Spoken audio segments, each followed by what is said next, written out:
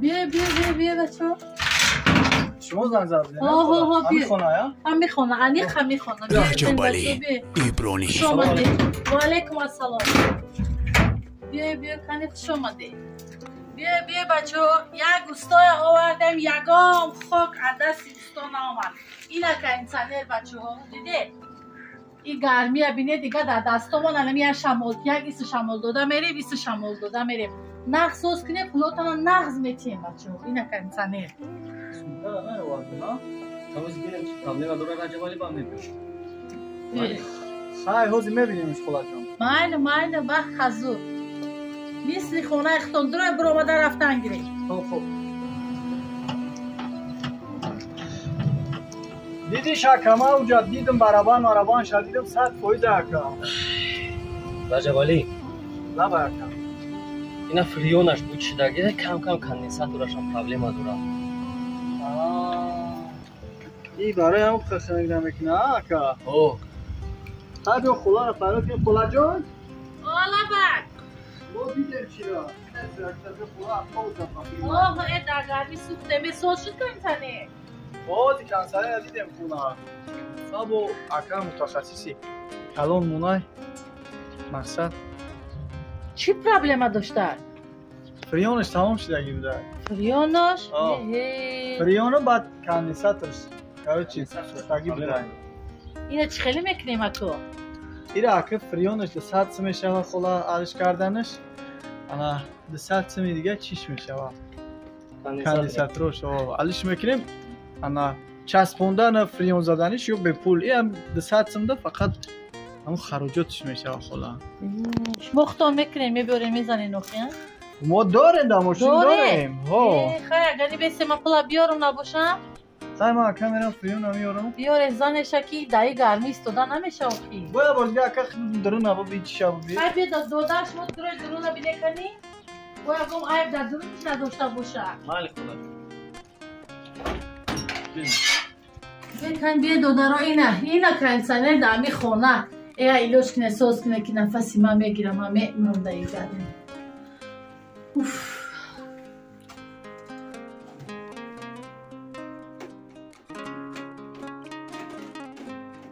ای خلا دوستان و تماشاگران عزیز ما авиакассаи онлайни хидмонак шудем ки билетҳо бениҳоят арзонай ва ба тамоми давлатҳо дӯсто билет ҳастай ва ногуфта намона ки ҳатто 1 рубли зиёдатӣ дар болош мондагӣ нестай ма 100% кафолат метавонам шумо ба дӯсто ин ҳамиҷа рақамҳо мондагиай +7 996 43 24 423 дӯсто занг мезанен айноми сомонаи раҷабалӣ ибронӣ муроҷиат мекунен дар 5 дақиқа билети шумо омода мешавад ва ба настрени хуб дар сафар мебурӯен الان نگهبانتون دوستان ای خلا همین فلوکت با یک نگاه میگم همین نمیشد که همین یگون میوری معین قطع استفاده باره این سیم بوری که بعد یگون اوتاش میگیرد همین بر ضرر خودتون بدن میتونه خیلی همراه هم گیرد بیاد جواجو میکنیم درست میگی تو در یا ایلوچ کنه سوز کنه که دیگه نمیشه ماینش اکا بیا که نسو درست دیدی شکا جان هم گفتگی خودم که انسانی را 5000 خریده 5000 سومون خریدیم 5000 یا 5000 سومون هم با فیگم از اون تا خریدیم اگجا خریدیم ای دهقون بچه بچه یک فرخور ها با همون میشه خیلی خلا بازی ما 5 دقیقه قطعی اکام میگیریم کار برا 100% حل میکنیم میونم خیلی خنک کرد فهمیدی خدا بعد سوما میگیری مایل برکه او بکی گرمی سوخته مردم مایل شما کارتو نکردن گیری بچه ما خیال نتیم تو کارتو نکنی کی مایل خدا جون مایل یگون چی در کار شده آواز بروره 100% سلامتی اما اکا میبینیمش ما ایرا اکا پولیم بکشیم برای فریون شاید جا بزنیم پولیم اخکامش کرد تمام طولیش اکا سویخونه فریاد کن سویخونه خلا او خلا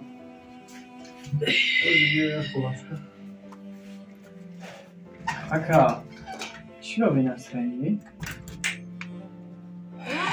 لبر فرود کرد بچه خلا ها کنسانر کار کرد ها بچه خلا ما اوستایی نیستیم که اون کار نشده همین جایی که ما میریم اونجا آبودی های اونجا گفتیم همون گفت که فیض برکت هست خدا با شکر خدا با شکر ای سالقینی آمد یگه حس کردم ای رحمت کلون دستاتون درد نبینه.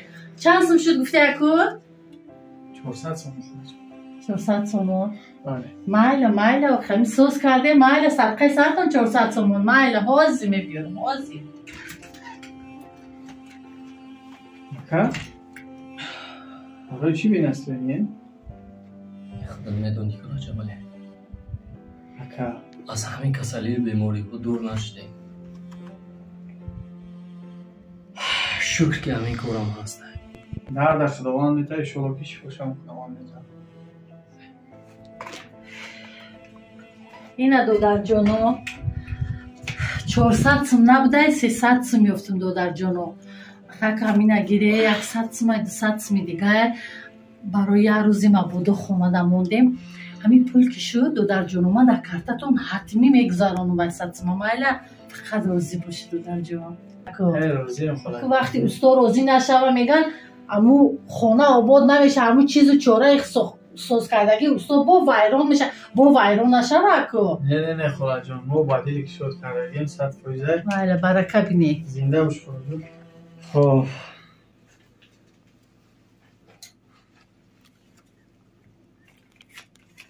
60 سومون شکر اینا 130 سومون شکر.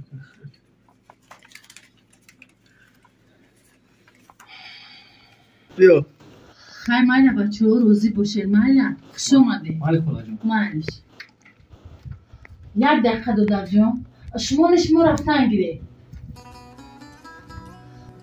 من یک چه نفهمیدم دودر جان برای چی من 300 سومون دادم 60 سومش خودت گرفتی و همش با وای دادی.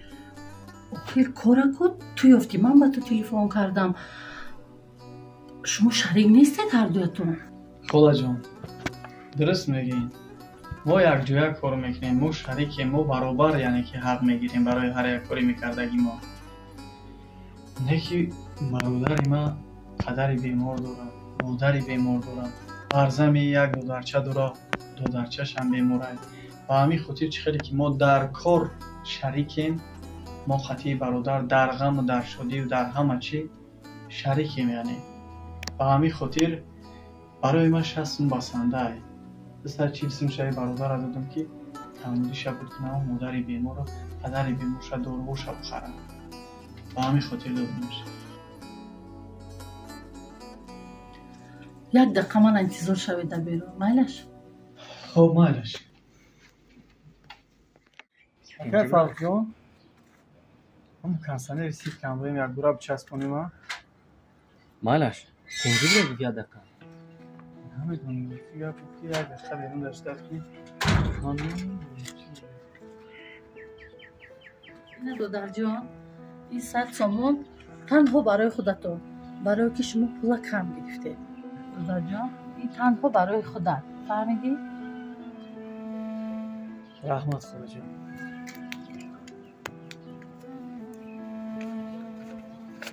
اکه فرق جان 60 سومون 6 بگیرین اکه جان. رحمت رجب علی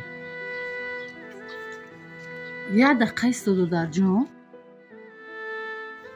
ما خودت نفهمیدم من 300 سوم دادم 60 سومش گرفتی موندگیش با این شریکت دادی باز 100 سوم دیگه دادم 40 سوم گرفتی 60 سومش باز به شریکت دادی.